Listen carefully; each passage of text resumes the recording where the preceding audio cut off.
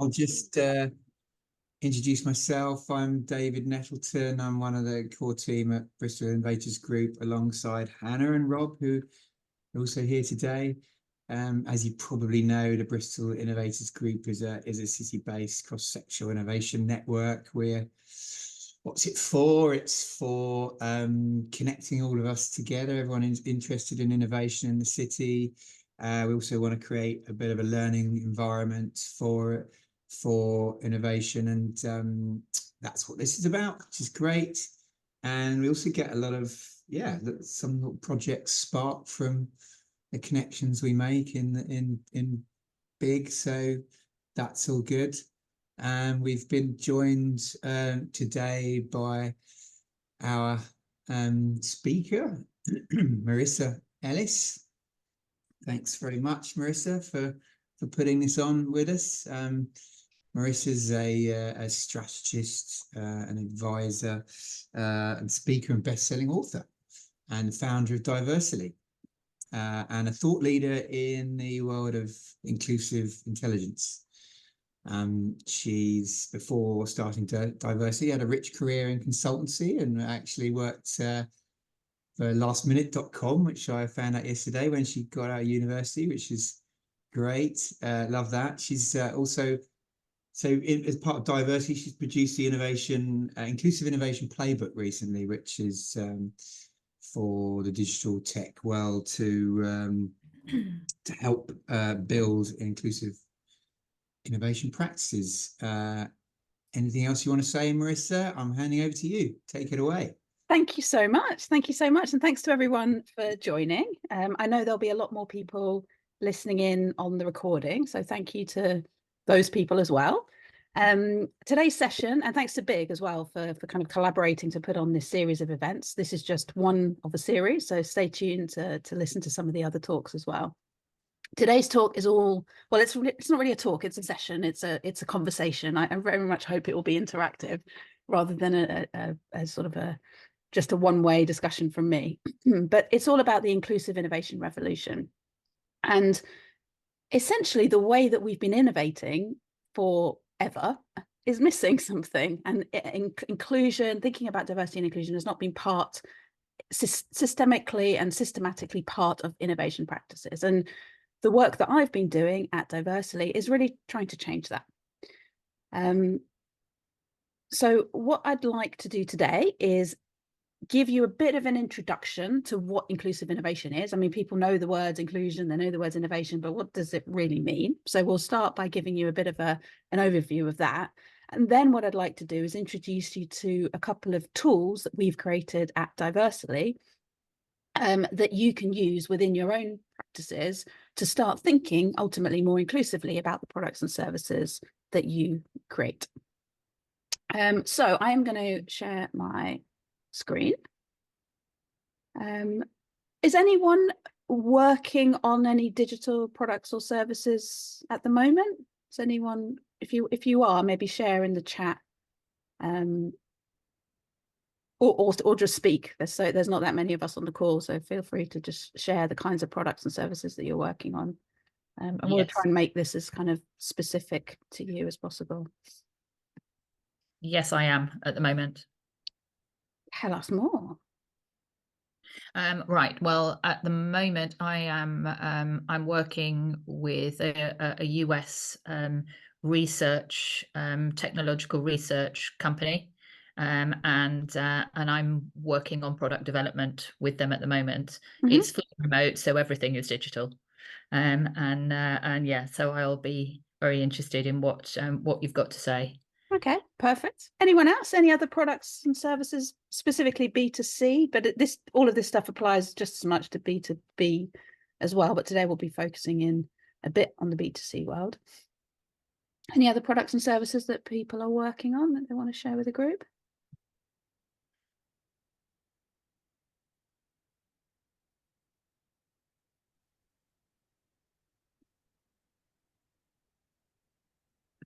Tell you what I am, actually. I didn't think about that. I'm actually making an assessment, like a team assessment at the moment, which is a kind of an online assessment tool that gives a report. Don't know if that's relevant. Yeah. I mean, it's relevant to everything, I guess, is gonna be the point. But Kath cool. has in the past, but not now. She's working in support of product and service engineers, development of startups in Ethiopia. Very interesting. Okay, lovely. Well, we'll we'll bring you into the conversation. Oh, sorry, go for it. Yeah, I was just going to. Okay. Sorry, I'm late. I've been taking a phone call that went on. I'm a trustee of a charity. I mean, I'm here for a number of reasons because I've got a lot of interest. But the reason why I'm interested in this is because I'm a trustee of a charity, a place-based charity, and in Easton, which is a very diverse neighbourhood, and it's very innovative. And I know there's a challenge, a strategic challenge about being kind of developmental and service provider, the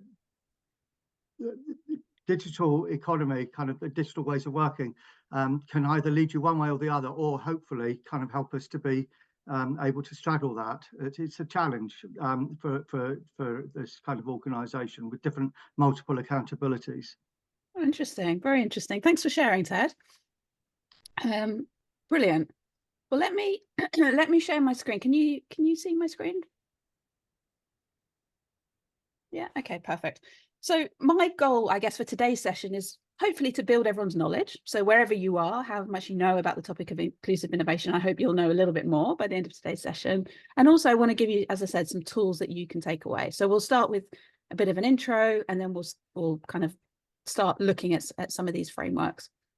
Now at Diversely, we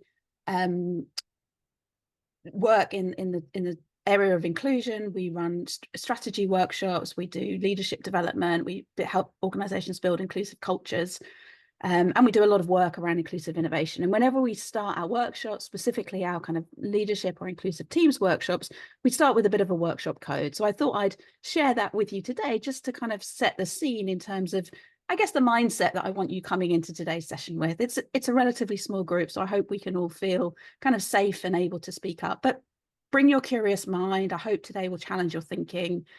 Support each other, be courageous allies. Sometimes when we talk about diversity and inclusion, it can bring up some difficult conversations, and always be mindful of how you're speaking to other people. But finally, be a catalyst of change. You know, what I'm talking about is essentially driving some change in the way that innovation is done, and that can't be done by, you know, a few people. That kind of requires a kind of an army of people to really embed this into the way innovation practices work globally, essentially.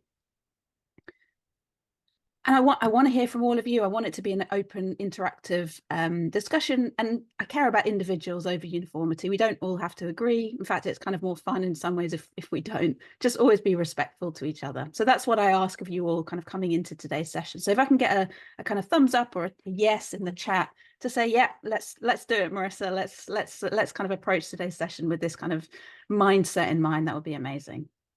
So thank you so much. So let's start with a little bit of an introduction. So we hear a lot about diversity, equity, and inclusion. And it's not just about hiring practices and internal culture building. It's also about the products and services that we build. So when we're innovating, when we're creating products and services, we need to make sure that those products and services work for everyone. And that's what inclusive innovation is all about. And diversity sparks innovation because you've got more ideas, you've got more different perspectives coming into the mix, and inclusion fuels growth. And David mentioned it in the introduction. Last year, along with about 20 different experts from around the world, we came together and we created the Inclusive Innovation Playbook. It's freely available. It's packed with insights and content, and it's been downloaded by hundreds of different people all around the world. But that's not enough. We want more people to be using it. We want more people to be embedding the strategies that are included in the playbook, and we want more people contributing to it. I see it as an evolution. You know, inclusive innovation is relatively early on in its trajectory of maturity, shall we say, and I want the playbook to continue to evolve. And since we launched it, we're continuing to add to it, extend it, bring in new voices. In fact, last month I collaborated with a real thought leader in the world of socio-tech impact, and there's new content in there on socio-tech impact. We're not going to be talking about that today, but it's a hugely interesting topic. So I highly encourage you to check out the playbook, and I'll share a few snippets from it with you here today. But ultimately, inclusive innovation is about building a better future. It's about creating equitable solutions that can have a positive societal impact and reduce harm. So we're talking about creating empowering experiences, leveraging diverse perspectives. So not just building with a sort of homogeneous crowd to build solutions that may not meet the needs of everyone, and being intentional about countering bias and creating equity. So that's the frame. That's essentially what we're talking about. It's not standard practice, but it should be. There's a moral imperative as well as a business case for making it happen. And these are some of the benefits. You serve more people. You create products that are better for more people. You increase your revenue. You create better solutions because you're more closely connected to the real needs of the diverse users that you're serving. And ultimately, you then increase your impact. It's also about doing the right thing. It's about creating equity. So that there are a host of business benefits in the playbook that I mentioned. There's a page in there that lists so many different research and case studies that show the business benefits, the increase to profitability, the kind of consumer trends in terms of people wanting to both work for organizations that are more inclusive, but also loyalty as customers to organizations that care about equity and belonging and inclusion. And solutions that are not inclusive can do a whole bunch of bad things, right? If you're not intentionally including, you're probably unintentionally excluding. You may well be treating people unfairly, discriminating, causing harm, denying opportunities, restricting access, or being biased. So I wonder, can anyone share any examples that they've seen of solutions that haven't been inclusive, solutions that have maybe done some of these things listed on the screen here? I can share some examples as well, but I'd love to hear from you.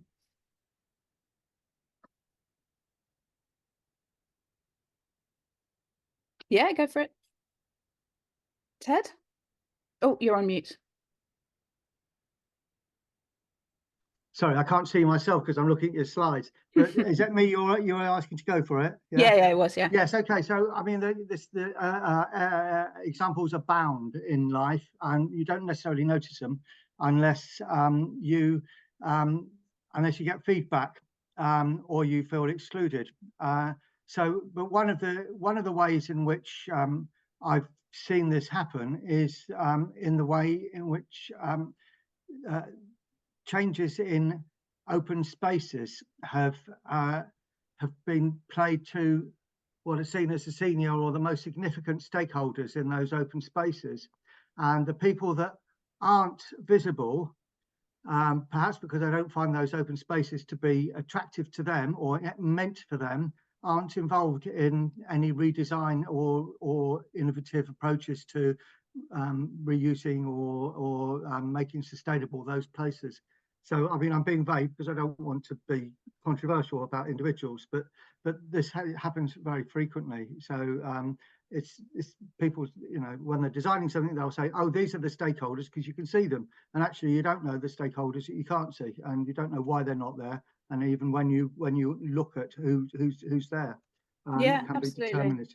I think you raise a couple of really good points. The first one was around the fact that sometimes you're oblivious to these things if you're not impacted or affected by them yourselves. And I think that's one of the kind of key principles of inclusive innovation, is that you're not going to have all of the answers because you've got your own view of the world, your own map of the world. And if your team is homogeneous, that the insights, the perspectives, the knowledge that sits within your team is not going to cover everything. So you actually do need to systematically be thinking about different groups and different people to make sure that what you're creating is actually serving their needs. And if you're not doing that systematically, the chances are you're probably creating experiences that are not serving everyone's needs. So that was really interesting. And I think your next point about the fact that you're kind of listening to the loudest voices, you're listening to the voices that are present. That's another sort of very common approach in building solutions. Like you were talking about sort of physical space, but the same is true when we're talking about the creation of digital products and services. Any examples from anyone else?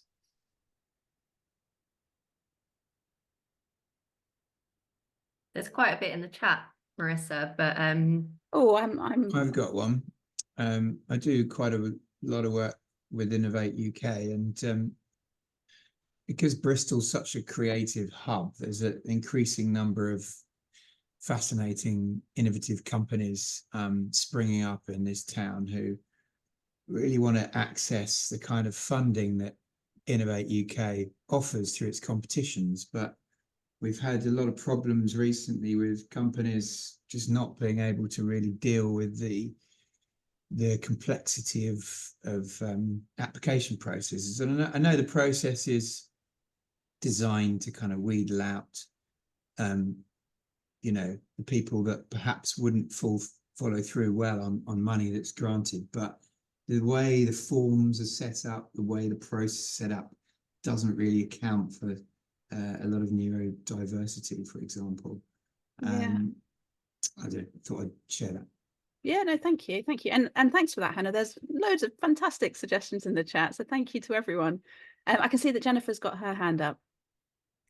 Yeah, so recently I've been doing a lot of research in the design space, and I've noticed that when it comes to icons, a lot of humans are excluded from it. So if you go on Google and you search for someone on a wheelchair, you discover it's either very difficult to find or it doesn't represent the full spectrum of what everybody is.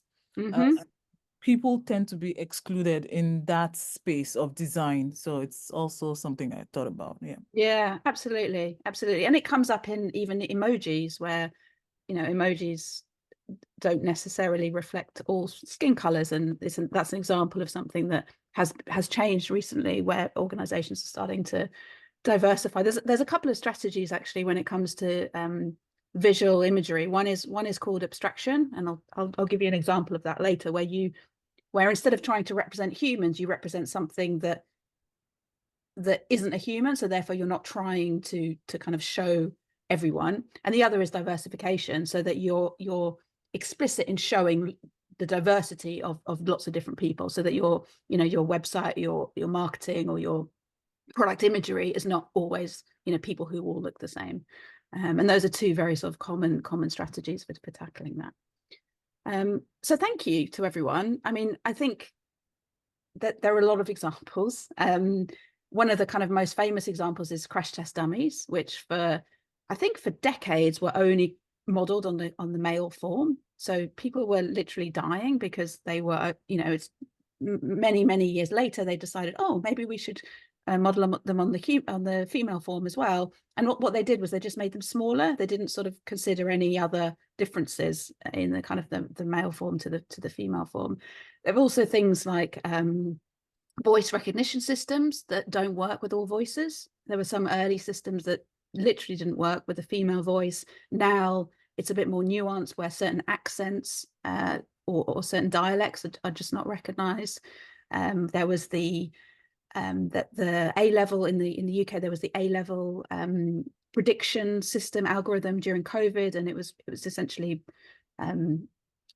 biased based on people's postcodes. Your kind of A-level results were determined based on where you lived, which is just outrageous, and is going to discriminate against certain people. So there is a huge number of examples, and I can see loads more in the chat, and thank you all so much for sharing. So we've kind of set the scene that this is a really big problem, right? That we're creating all these products and services, and we're discriminating at people, we're causing harm, it's really problematic. And as we're talking about digital products and services, it becomes even more problematic because of the scale. When you've got an algorithm that's discriminating against someone, that can do that at scale. When you've got a human that maybe has some bias, that human can only talk to however many people within their sphere. So it becomes really problematic. And inclusive innovation starts with some guiding principles. It starts by kind of resetting, recognizing that actually what we've always done is not good enough. What we've always done is causing problems. So how do we reset? How do we reframe? And there are 5 principles that we talk about in the Inclusive Innovation Playbook that I'm not going to kind of go into detail, but I wanted to share them because I think if you're thinking about embedding inclusive innovation in the organizations that you work in or the projects that you're working on, starting with principles is a really good place to start, because they're your guiding, they're your North Star. They kind of help you align on what are we really trying to achieve here? Well, you know, what does good look like for us? So the 5 principles are, the first one is that one size doesn't fit all. This is a fundamental kind of realization that we are human, we are different, there is huge amounts of diversity, and we cannot just create a single persona and expect that if we take a kind of task-based approach to satisfying the needs of that one persona, we'll create a product that works for everyone. If you only build for the dominant majority, you will likely create exclusion. We also need to recognize that we need to challenge inequity and bias. Inequity and bias are present, and if we're not challenging them, we're probably contributing to it. Okay, and that's a really big deal as an organization. Do you want to be contributing to inequity and bias? I don't think so. I don't think staff want to be contributing to that. The next one is all about empathy. Empathize to empower everyone. And if you don't empathize, you're limiting your collective potential, as you're not really understanding the needs of the people that you're serving.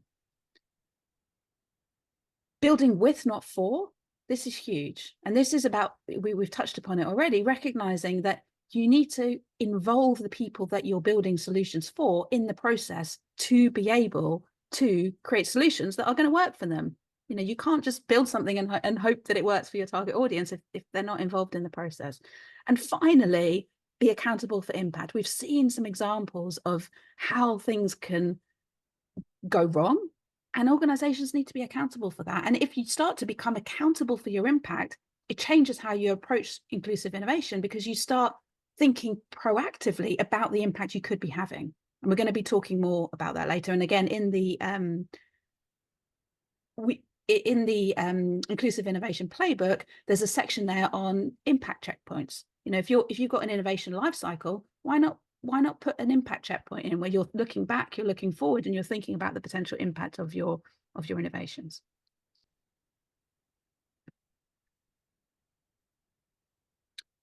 So one of the things in the Inclusive Innovation Playbook that I mentioned is this 3 Ps model, the 3 pillars of inclusive innovation. And I wanted to give you this kind of 40,000 foot kind of view of what inclusive innovation is about. And then we're going to dive in a little bit more on the kind of product side.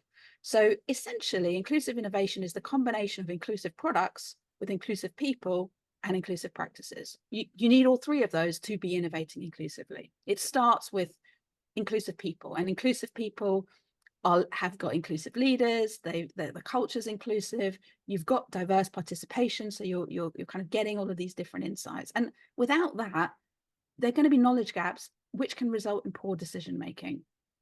You also need inclusive practices that counter bias, that cater for diversity, that embed inclusion.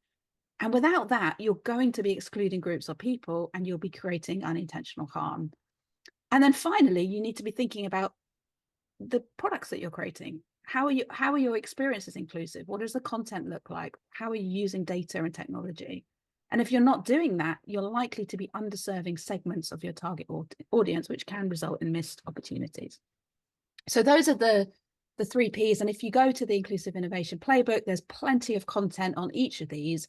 And the work that we do at Diversely typically involves working with organizations in each of these 3 areas. So I talked about, you know, doing leadership and culture workshops, but we also look at the practices, the systems, the controls, the rituals within an organization, so that you can embed it so you're not dependent on an individual cheerleader. And then we also look at some of the products and come up with ideas for specific products. So what I'd like to do now is just give you some examples of some great, you know, we talked about some bad examples. So now let's talk about some good examples. So this was an example from Uber, where they introduced a request a female driver feature. And it came about because there were several sexual assault reports. Now, for Uber, this isn't just about creating a safer experience. For Uber, this is about competitive advantage and creating an offer that will encourage customer loyalty. You know, there's a business driver for this, as well as a moral imperative to create safe spaces. You know, feeling safe is a kind of fundamental human right. This is the example I mentioned earlier around abstraction. So this is an insurance company called Lemonade, and they use toothbrushes as metaphors for people living together. So they avoid depicting race or gender. And it's quite, you know, it's quite nice. People, you know, irrespective of your kind of family units, your the kind of your partner situation, you kind of feel included. You feel like, yeah, okay, I know which box to tick. And this other example was Fenty Beauty reportedly made 100 million in its first 40 days by offering shades for all skin colors. So we're not talking about anything revolutionary. We're just talking about including everyone, making everyone feel heard and seen and valued and empowered. And the result, a load of people feeling empowered and a huge amount of money made for the organization who was thinking inclusively.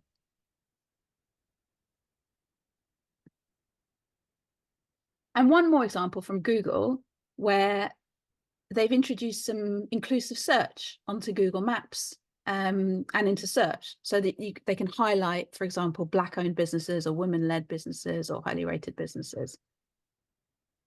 And with this attribute, Google's goal was to make search and maps more inclusive and ultimately help, for example, Black-owned businesses when they need it most. Fenty is led by Rihanna. Yes, indeed, indeed. So those are some examples. I don't know if anyone's got any other great examples they've seen of inclusive innovation or inclusive products.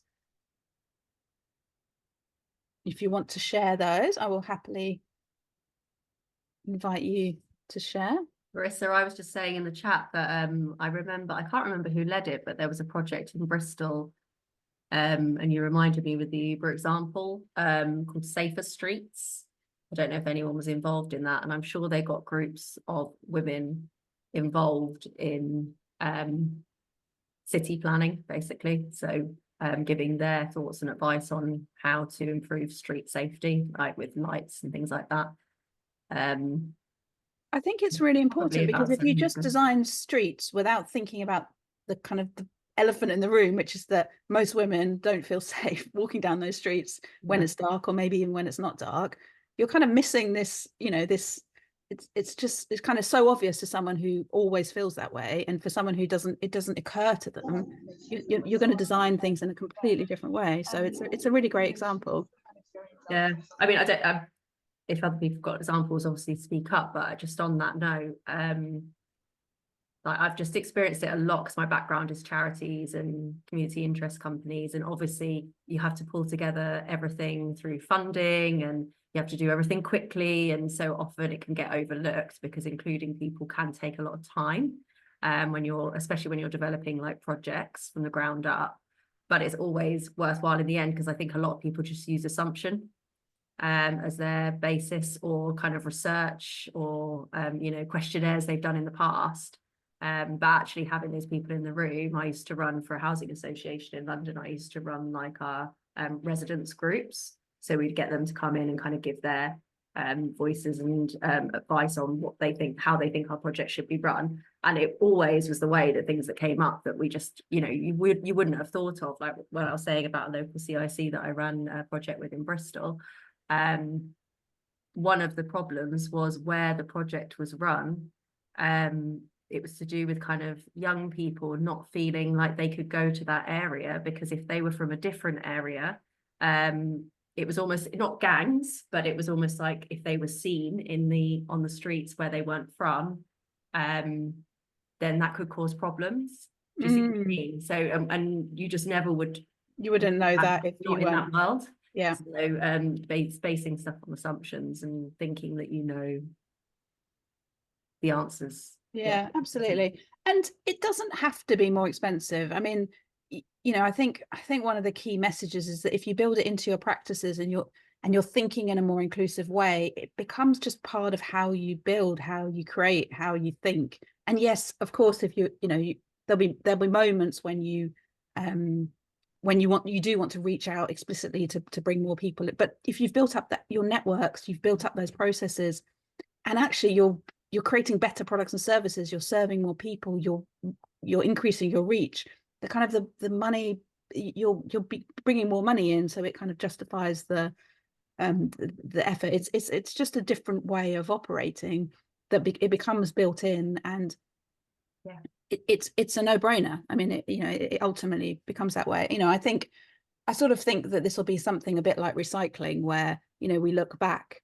and we think, sorry, we used to build products without thinking about the people who are using the products. It's a little bit kind of nonsensical when you say it in kind of simple terms, but it's about helping organizations to make those changes, and it doesn't have to be overwhelming. There are some sort of small changes you can make step by step to ultimately kind of shift into a more inclusive model. So let's look at the kind of current model when it comes to product creation, essentially product design. The current model: understand your users' needs and create solution to meet those needs. Okay, fairly simplistic, but I think that kind of represents the what's done. What are people's thoughts then in terms of how you can maybe adapt this a little bit to be embedding inclusion? What are some of the things you think are needed, or what do you think is kind of wrong with this? I mean, it is fairly simplistic, this what I've put here, but what do you think is wrong with that?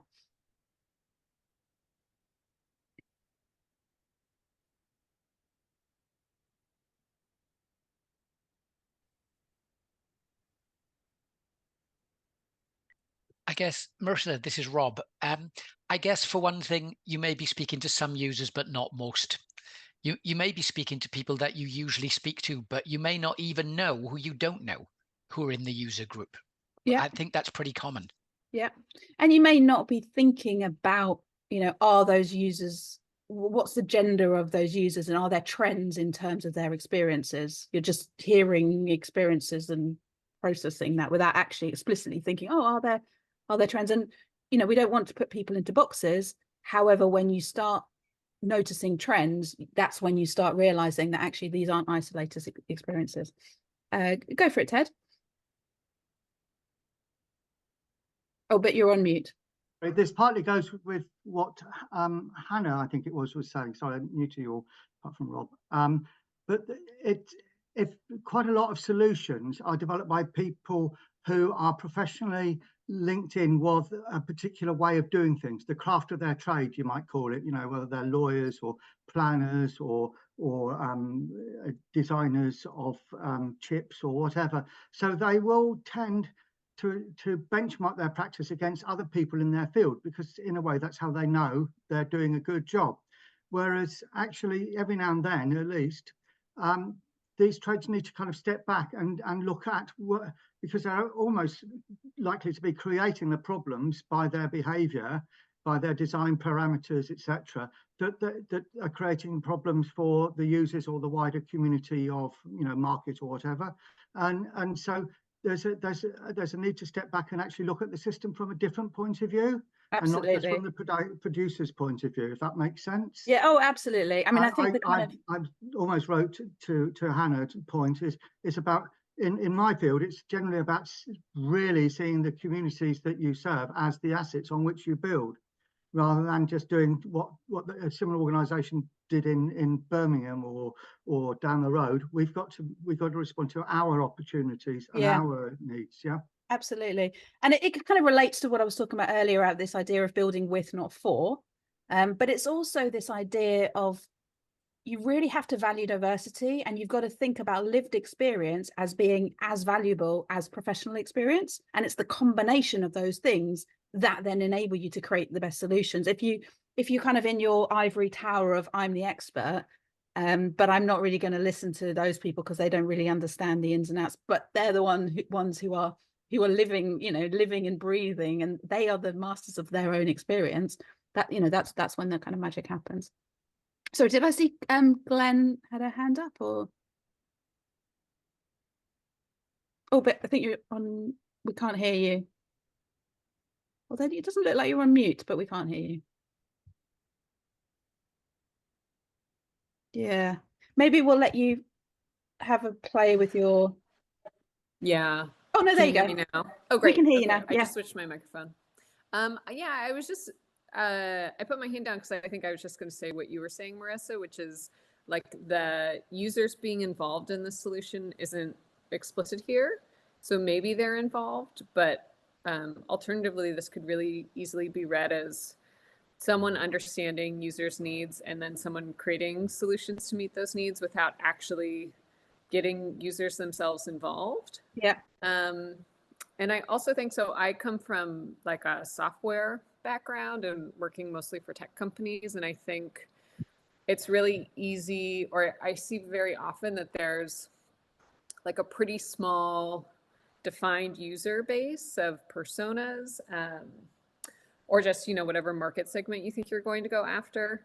And then, especially as the company grows, that can become really rigid instead of sort of expanding to larger communities. I think this is really common with age and mobile apps, and sort of hearing and visual impairments. People don't really think about like building in really easy standard solutions for those from the get-go, because they don't really think about those people as being necessarily part of their user base. Yeah, agreed. Absolutely. So here are a few things, and I think we've kind of covered some of these in our discussion, but consider the diversity of impacted people. You can't just build for this single persona, as Glenn was saying. And we also need to think not just about the user impact, but also the socio-tech impact. You know, what's the bigger picture in terms of how does the society impact the technology, and how does the technology impact the society? Because the lived experiences and the beliefs of those designers are going to then play out in the technology they're building, and that technology is then going to create a kind of ecosystem effect in terms of what people have access to or don't have access to, and that then kind of informs how society works, which then potentially gives some people opportunity and other people less opportunity. And the other key thing is around considering both common and unique needs. Our kind of traditional approaches are, you know, understand requirements, then build the solution. But actually what we need to appreciate is that not everyone has got the same needs. And actually we need to start being smarter about the way that we think about personalization and customization, to be able to create something that is a product, but that can serve multiple people. Because the reality is we're all different. And if we only build for that one persona, we only create something that works for that one persona, and we continue down the path that we've always been on. Now, when it comes to creating the solutions, we need to be thinking about creating not just experiences, and we need to be thinking about inclusive, empowering experiences, creating inclusive content. And also there's another huge topic around, you know, the use of data and technology, and making sure we do that responsibly. So there are these kind of missing pieces that just need to be plugged into the way that we're thinking about these things. And then everything changes, because we start opening our eyes to the diversity of needs, and we start creating different solutions that are actually better for more people. And quite often we end up creating something that's better for everyone. So, you know, just the example of the kind of voice activator technology that started for developing interfaces essentially for people who were unable to operate a keyboard. Now, you know, Amazon, Alexa, Siri, they're everywhere. They become very useful tools for everyone. Now, I mentioned that diversity, one of the things that we're kind of most known for are our visual frameworks, and the change canvas is our kind of first framework that we created to help people think about change. But we've got a collection of frameworks that help people think about driving inclusive change, essentially, and each one focuses in on a different area. And I'm not going to talk you through all of them today because we don't have enough time, but I did want to introduce two of them. And those two are the diversity canvas and the user impact canvas. And I'm going to show you the canvases, and we're going to have a little bit of a kind of conversation before we wrap up today's session. But before I do that, we're going to dive into the diversity canvas. And the diversity canvas is all about getting you to think about the diversity of your audience, right? So we just highlighted that it's a fundamental thing to be thinking about. So here's a canvas to do that. But I wanted to talk about a misconception or a myth that comes up all the time before we dive into the diversity canvas. And this is this idea that if I'm creating products for everyone, I'm losing focus of my target market. Okay, when we create products and services, you absolutely need to know who your target market is. We're not saying that you need to suddenly create products and services for everyone. But what we are saying is that within your target market, you need to be thinking about potentially underserved, historically marginalized minority groups to be able to create a great experience for everyone within your target market. So I just wanted to make that point, because sometimes people go, but I don't want to create products for everyone, and that's not the message. The message is absolutely have your target market, but just make sure you're really truly thinking about everyone within your target market and are not kind of just being steered by the loudest, most dominant groups within that market. So the first canvas that I wanted to share with you is called the diversity canvas. And the idea with this is to really think about, firstly, who your audience is, who's in your target audience, and then think about the factors that will have the biggest impact on people's needs or experiences. So we haven't got a huge amount of time. So what I was thinking we might do is if anyone wants to suggest a product, or we can just talk about, maybe let's just talk about an online, so for example, yesterday I was talking to booking.com, who were really keen to come to today's session, but unfortunately they couldn't come because of the clash in terms of timings. And I think most people are probably familiar with the idea of, booking holidays, booking hotels online. So when you think about booking hotels or holidays online, imagine that you are working for an organization who's booking holidays and who's enabling people to make holiday bookings online. What are some of the factors that you should be considering in your target audience? What are the factors that will have the biggest impact on people's needs or experiences? So if we've identified that we're servicing both business and pleasure, consumer sort of travelers, quite often we might only be thinking about the kind of the dominant audiences. But the idea of the diversity canvas is to get us to think about, well, who else might be traveling? Who else might want to make a booking? And how might that affect their needs or experiences? So does anyone have any kind of thoughts on, if we're focusing in on holiday bookings, what are some of the kind of the underserved people maybe who are looking to book holidays, but traditional solutions don't necessarily meet their needs? Does anyone have any ideas? Maybe we can start with gender. Oh, sorry, go on. Accessibility, or if someone needs to take sort of a guide dog or something like that with them. Yeah. So people maybe needing to travel with carers, people needing to travel with a guide dog, people not needing additional support to be able to actually access the content online. Absolutely. Maybe people with neurodivergent conditions who maybe struggle with large amounts of text or with color contrasts on screen. Yeah, absolutely. So that's kind of thinking about the ability section here, number 4. What are some of the factors? Age is another interesting one. Our needs change as our age change. Our physical health, our mental health can impact our needs when we're traveling. We might have certain requirements for where we're staying. We might have different device capabilities in terms of the bandwidth. I'm not dominant hand comes up quite a lot, but I'm not sure in the context of holiday bookings. I don't know, it probably is relevant, but I've got, as a left-handed person, I've got lots of examples of where left-handed people are just not thought about in creating products and services. And what about gender? How might that affect people's needs when they're booking holidays? I stepping back a little bit from that question, although it's included.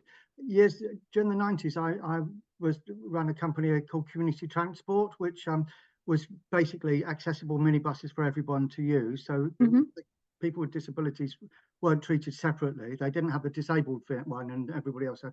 And that meant that organisations that used us could include us as part of their whole provision so that they were more accessible. But from that, we learnt more about the whole trip from the point of view of people's experience. So even before you think about a trip, you need to know that it's possible for you. So there are people, it's just outside your mindset and the way in which trips and holidays are presented. They're not from people like me.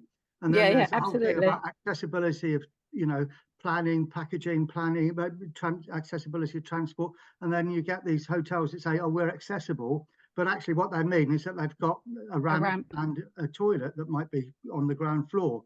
And, you know, that doesn't necessarily make anybody feel more comfortable, or at least on holiday, they might feel like they're put into a corner again. So the whole thing about thriving and having a great time is not really part of the mindset of the provision.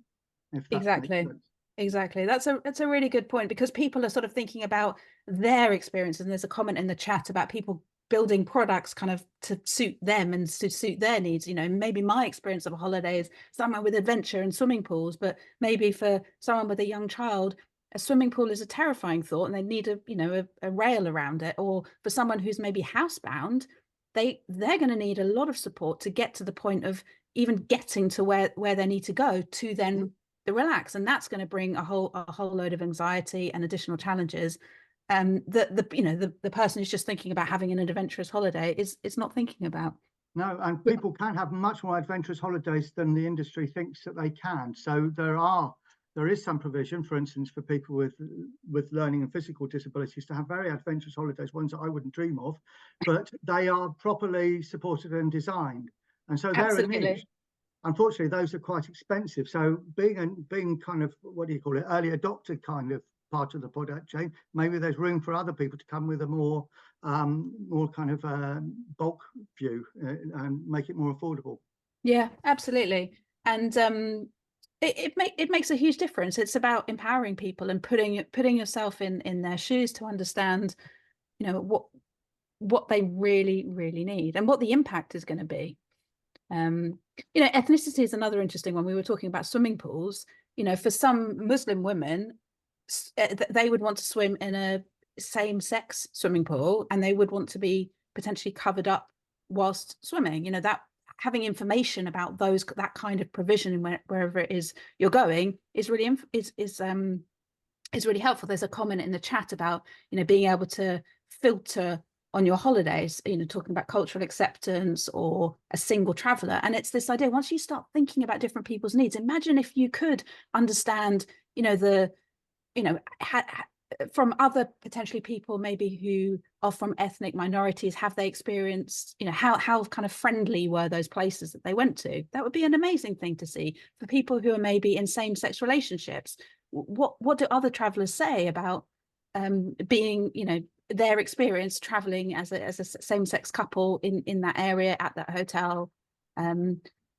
You know, there's once you start thinking about it, it sort of almost blows your mind. You're like, wow, there's so many things we could be thinking about. And then you can kind of start narrowing it in and say, well, what are some real quick wins we can do in terms of our offering to start supporting people? Because some of these things are not they're not huge in terms of the effort to build, but they're huge in terms of the impact on the person that could then be using your services. So in the interest of time, we're gonna move on, but I hope I've given you a kind of flavor for the sorts of conversations that using the diversity canvas can open up when you're starting to build products and services. And it's often the first step is, we're building this product or service. Let's just think about the diversity of our audience, because once we start thinking about the diversity of our audience, we can start thinking about, well, what factors are going to impact their needs or experiences? And we can dive into gender, we can dive into ability, we can dive into ethnicity. But in the context of your products, there may be other factors that are also kind of super relevant. And it's a really great starting point. And too often this conversation doesn't happen, and off we go on our road of building, you know, thinking about the task and the kind of the dominant majority. But even this conversation that we've had together has, you know, it's brought up so many ideas and thoughts that, you know, I want everyone who's building products and services to be having these conversations.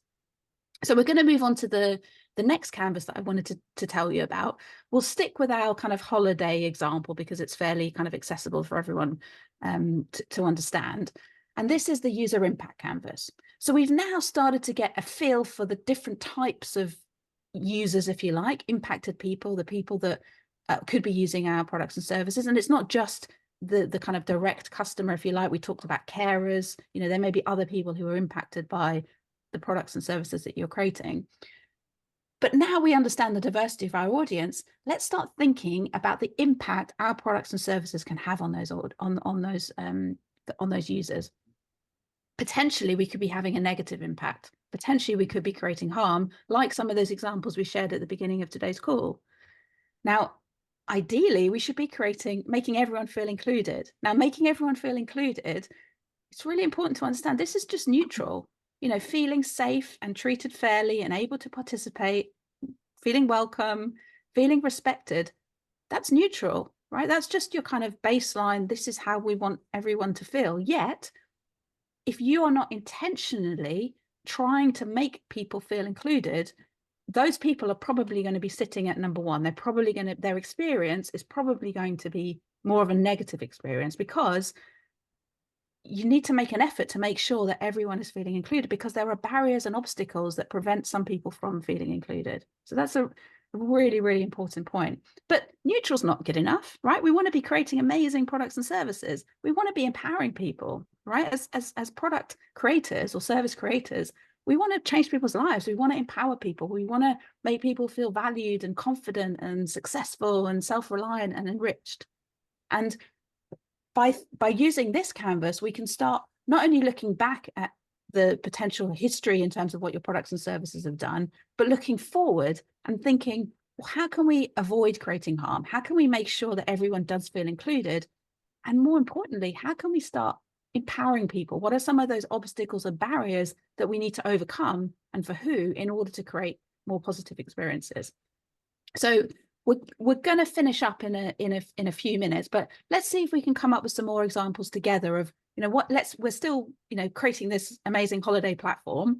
What are some of the things that we can do? Let's not look back, there is no history. Let's look forward. What are some of the things that you think we can do to avoid harm, make everyone feel included, or even start to empower people?